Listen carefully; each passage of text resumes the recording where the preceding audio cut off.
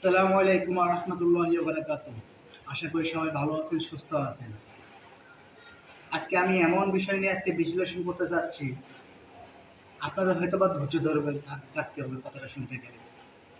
তবে শেষ কথা বলতে চাই একটা কথা, ভাই ভিডিওটা শুরু করার আগে, মূল পর্বে যাওয়ার আগে প্লিজ একটু ধৈর্য সরে মনোযোগ দিয়ে কথাগুলো শুনুন প্লিজ, আপনাদের রিকোয়েস্ট করতেছি। আজকে আমার তো বিশেষত ভিডিও বানানোর কথা ছিল বাংলাদেশ ক্রিকেট নিয়ে, কিন্তু পারলাম না।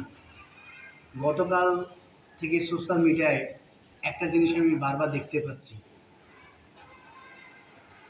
সেটা যাওয়ার মূল কথা যাওয়ার আগে আমি বলতে চাই, আচ্ছা বলেন তো, মোরগ দেখতে সুন্দর না মুরগি দেখতে সুন্দর?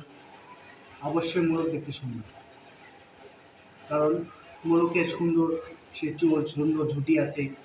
মুরগি ঝুঁটি নেই, সুন্দর নেই, এবং লাল রঙের দেখতে সুন্দর হয়। বলতো ছেলে দেখতে সুন্দর না মেয়ে দেখতে সবচেয়ে সুন্দর? আমার কাছে উভয় পক্ষ, ছেলে দেখতেও সুন্দর প্লাস মেয়ে দেখতেও সুন্দর। ছেলেরা যখন জিন্স পরে, শার্ট পরে, চুল আঁচড়ায়, ঘড়ি পরে, আরও যদি সানগ্লাস পরে, তা দেখতে আরও সুন্দর লাগে।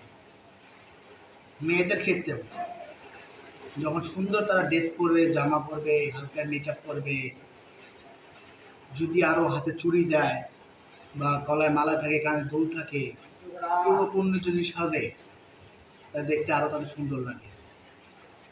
যদি তারা সম্পূর্ণ ভালোভাবে পদ্মাশীল করে জামাটা পরে, তবে তাদের দেখতে আরও সুন্দর লাগে। কিন্তু কিছু কিছু মেয়েরা আছে যারা বলে চোখের পর্দা করতে হবে, যাদের চোখের পর্দা নাকি আমাদের চোখের সমস্যা। আচ্ছা, একটা মানুষ যখন রাস্তা দিয়ে অ্যাক্সিডেন্ট হয়, তখন কি সে চোখ বন্ধ করে হাঁটবে না চোখ খুলে হাঁটবে? যখন একটা মেয়ে মানুষ পুরো অলঙ্গ অবস্থায় থাকে, তাকে দেখতে একদমই ভালো লাগে না।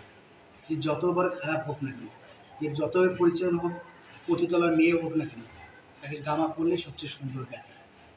তো আজকে যে বিষয়টা আমি বলতে চাচ্ছি, আমরা একের অন্যের কেউ কারো ভালো দেখতে পারি না। কয়েকদিন ধরে, দীর্ঘ 15 দিন ধরে দেখলাম, বা 2 বছর হোক, আমরা যখন নিজের ধর্মকে অপমান করি, আমরা আসলে কেমন মুসলমান, মুসলমানের সন্তান? নিজের ধর্মকে নিজে আমরা ছোট করতেছি। ফেসবুকে গাইডলাইন থাকার কারণে আমি যে ভিডিওটা আমি নিচে দেখাবো, সেটা আপনারা নিজেরা কমেন্ট বক্সে আপনারা দেখাবেন।